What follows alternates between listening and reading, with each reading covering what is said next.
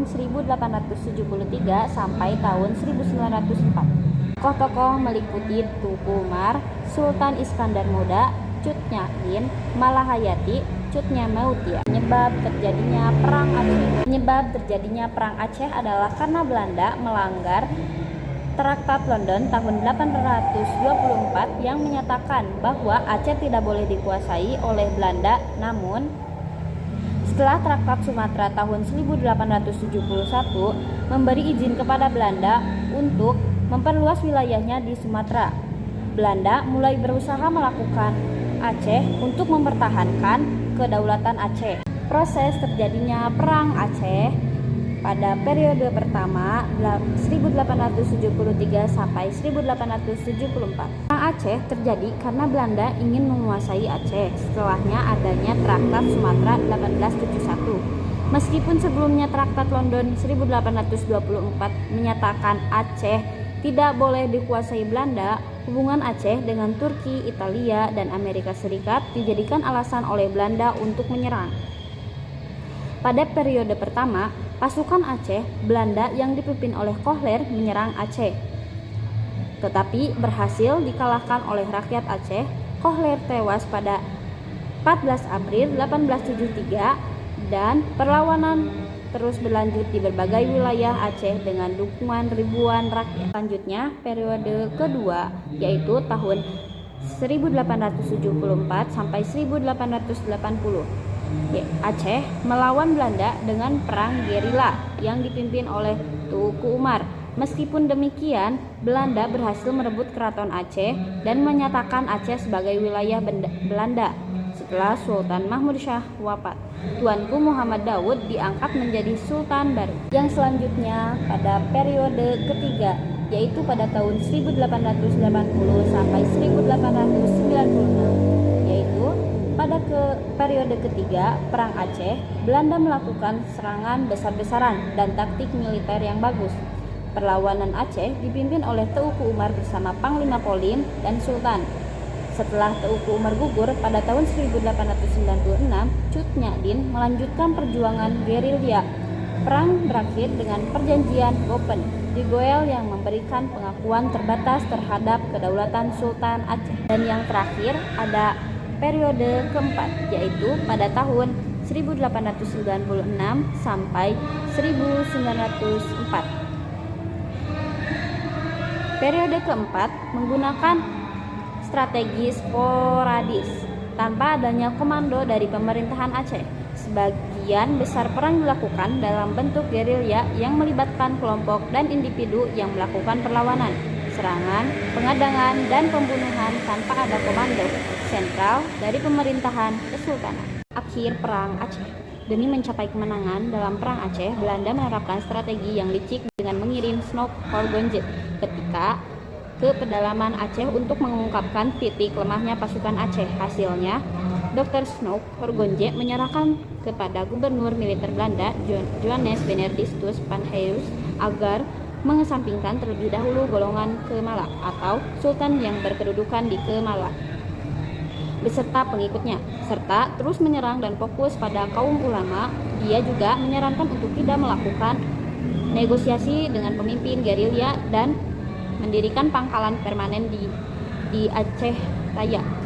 Selain itu, Snoek Horgojee mengusulkan agar Belanda menunjukkan niat baik kepada rakyat Aceh dengan mendirikan langgar, masjid, memperbaiki infrastruktur seperti jalan dan irigasi, serta memberikan bantuan dalam pekerjaan soal rakyat Aceh. Traktat London. 1. Inggris menyerahkan pabrik Fort Marlborough di Bengkulu dan semua kepemilikannya di Sumatera kepada Belanda. 2. Kedaulatan Aceh tidak boleh diganggu Belanda, tetapi Aceh juga tidak mengganggu keamanan di lautan. 3. Inggris diberi akses perdagangan dengan Kepulauan Maluku, khususnya dengan Ambon, Banda, dan Ternate. 4. Belanda menyarankan semua perusahaan di anak benua India yang telah berdiri sejak 1609.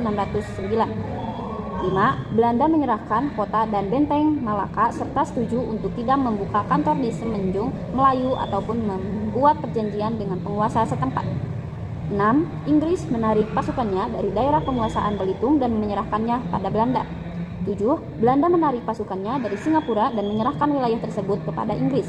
8. Inggris berjanji untuk tidak mendirikan kantor perwakilan di Kepulauan Karimun Jawa, Kepulauan Batam, Bintan, Lingga, atau kepulauan lain di Selat Singapura. 9. Semua pemindahan properti dan pendirian akan dilakukan pada tanggal 1 Maret 1825 dan sejumlah 100.000 pros dan sterling harus dibayar oleh Belanda di London sebelum akhir 1825.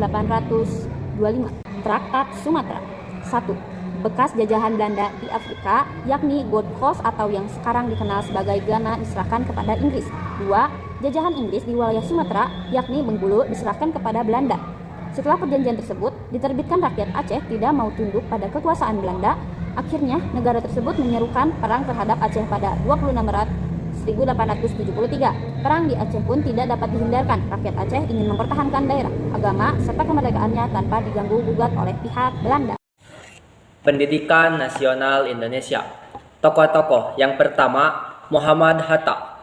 Kelahiran Bukit Tinggi 12 Agustus 1902. Agama Islam, wafat Jakarta 14 Maret 1980. Istri Siti Rahmiati atau Rahmi Hatta. Orang tua Muhammad Jamil dan Siti Soleh. Tokoh yang kedua yaitu Sultan Syahrir. Sultan Syahrir, kelahiran Padang Pajang 5 Maret 1909. Agama Islam, wafat Zurich Swiss 9 April 1966. Istri Maria Johanna Ducate dan Siti Wahyunah. Orang tua Muhammad Rasad dan putri Siti Robiah. Tujuan organisasi: mencapai kemerdekaan Indonesia dengan asas non-kooperasi dan menekankan pentingnya pendidikan kader bagi anggota partai. Selanjutnya, visi misi organisasi. Yang pertama, visi: mewujudkan Indonesia baru melalui pendidikan, mencapai Indonesia yang merdeka dengan landasan nasionalisme moderat yang mengutamakan toleransi untuk mencapai persatuan di tengah kemajemukan etnis, budaya, dan agama. Adapun misinya, yang pertama, meningkatkan kualitas pendidikan, yang kedua, memperjuangkan kedaulatan rakyat, yang ketiga, membangun karakter bangsa, yang keempat, menjaga persatuan dan kesatuan, yang kelima, menegakkan supremasi hukum, yang terakhir, membangun ekonomi nasional. Kemudian, strategi organisasi. Yang pertama, pendidikan kader, melatih kader agar mampu menggantikan pemimpin bila ditangkap, serta memahami isu politik, sosial, dan ekonomi. Yang kedua, penerbitan daulat rakyat, menerbitkan majalah untuk menyebarkan gagasan kerakyatan dan memperluas pengetahuan kader. Yang ketiga, non-kooperasi, menolak kerjasama dengan pemerintah kolonial Belanda dan menentang penjajahan secara total. Yang keempat, menolak ordonasi sekolah liar, menentang kebijakan Belanda yang menghambat pendidikan nasional. Yang kelima, membangun persatuan, menekankan pentingnya persatuan dan toleransi antar kelompok demi memperkuat gerakan nasional. Yang terakhir, menghindari konfrontasi, berusaha menghindari konflik dengan pihak seperti PKI dan Jepang yang dianggap mengancam kemerdekaan. Yang terakhir, akhir organisasi. PNI baru atau Pendidikan Nasional Indonesia Baru yang didirikan pada Desember 1930 oleh Sultan Syahrir tidak memiliki akhir yang tunggal karena perbedaan ideologi dan strategi perjuangan yang mengarah pada perpecahan. Perpecahan utamanya adalah antara PNI baru yang moderat dengan PNI lama dan Partindo yang lebih radikal. Akhirnya, PNI lama dibubarkan pada 25 April 1931 dan para anggotanya pecah menjadi dua kelompok. Satu kelompok membentuk Partindo yang dipimpin oleh Soekarno dan kelompok lainnya membentuk PNI baru yang dipimpin oleh Hatta dan Syahrir.